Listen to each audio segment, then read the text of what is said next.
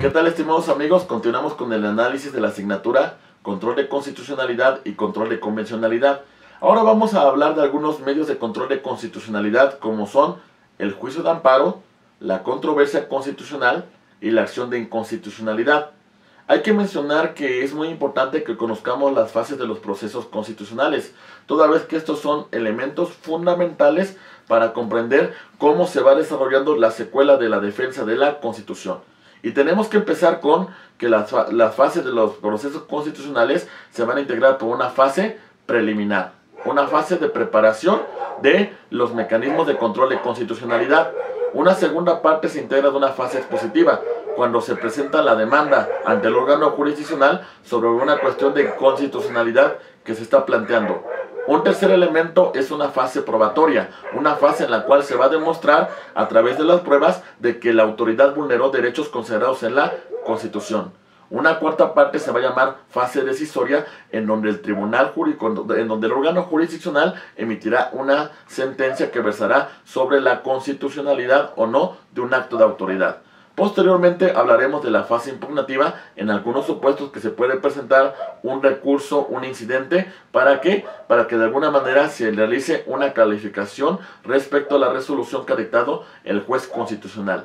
Y terminamos con una fase que vamos a denominar ejecutiva, en donde se va a hacer cumplir la resolución que ha dictado el órgano jurisdiccional.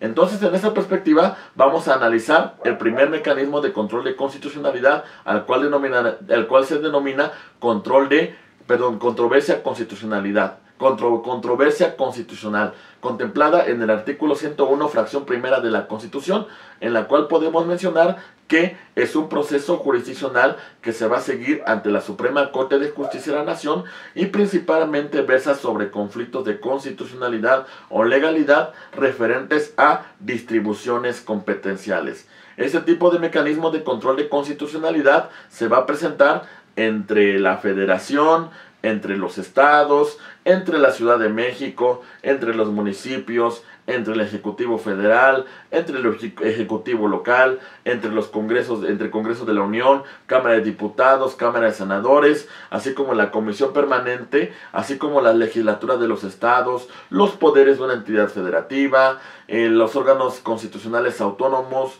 así como los órganos de gobierno de la Ciudad de México. Estos son aspectos muy importantes porque de alguna manera, mis estimados amigos, lo que se busca con la controversia constitucional es que cuando una autoridad invade competencias que le confiere la Constitución, evidentemente la va a defender a través de este mecanismo de control de constitucionalidad.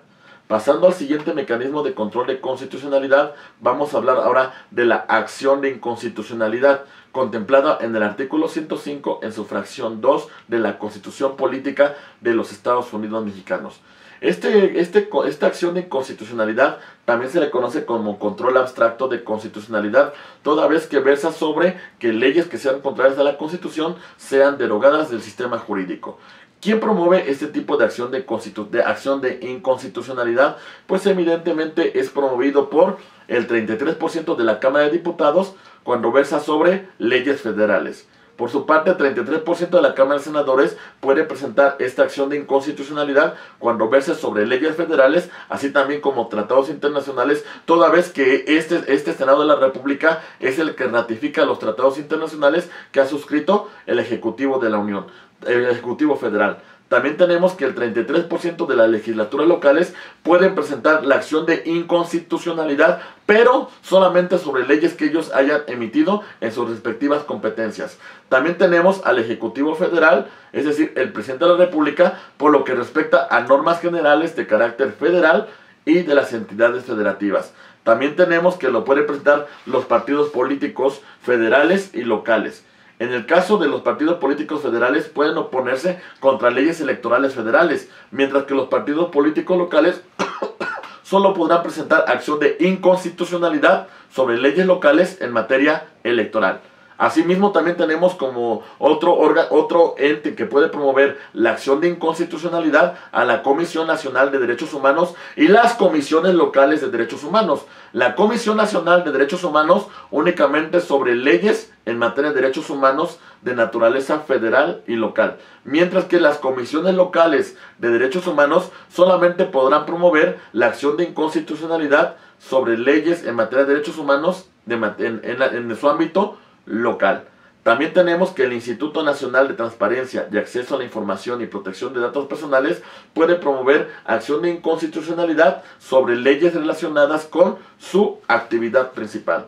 Otro elemento es que el fiscal general de la República puede presentar la acción de inconstitucionalidad referente a leyes federales y leyes locales en materia penal. Bueno, esto es muy importante conocerlo porque toda vez que lo que buscan estos entes públicos es defender la constitucionalidad de las normas. Pero bueno, ahora vamos a partir de un mecanismo importantísimo para la protección de los derechos humanos que se encuentra contemplado en el artículo 103 y 107 de la Constitución, llamado el juicio de amparo, cuyo antecedente lo tenemos en 1840 en la Constitución de Yucatán con el ilustre filósofo y jurista Manuel Crescencio Rejón.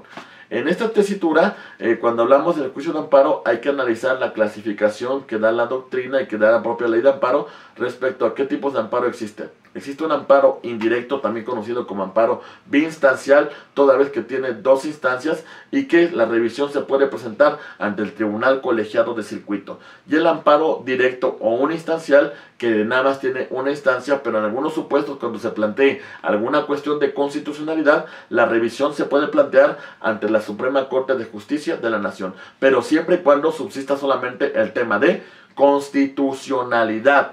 Asimismo, las autoridades jurisdiccionales que pueden conocer sobre el juicio de amparo, pues son la Suprema Corte de Justicia de la Nación, funcionando en pleno o en salas, evidentemente. También tenemos al Tribunal Colegiado de Circuito, que conoce de amparo indirecto en revisión y de amparo directo como órgano jurisdiccional originario. También tenemos al Tribunal Unitario de Circuito, que interviene en el juicio de amparo indirecto que se promueva ante otro Tribunal Unitario de Circuito. También tenemos a los juzgados de distrito como jueces garantes del control de constitucionalidad de las leyes, y asimismo tenemos a los órganos jurisdiccionales locales, quienes en algunos supuestos conocerán de la tramitación del juicio de amparo.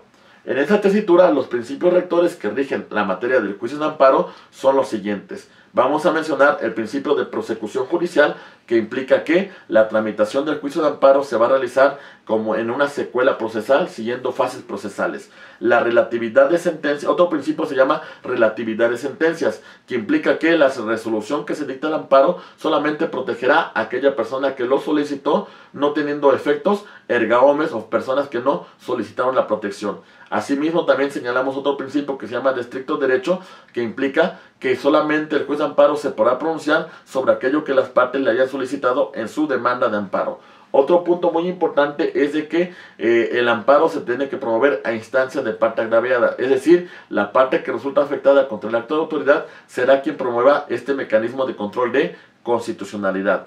Por otra parte, tenemos otro elemento muy importante que se llama el principio de definitividad, que implica que para que podamos promover el juicio de amparo debemos de acotar todos los recursos ordinarios que establezca la ley que originó el acto reclamado, para que de esta manera podamos hacer efectivo la tutela de los derechos fundamentales contemplados en el juicio de amparo. Estimados amigos, con esto vamos a concluir esta parte del video. En el próximo video continuaremos con las partes que intervienen en el juicio de amparo y haremos un análisis de cómo se tramita tanto el amparo indirecto como el amparo directo. Muchas gracias por su atención.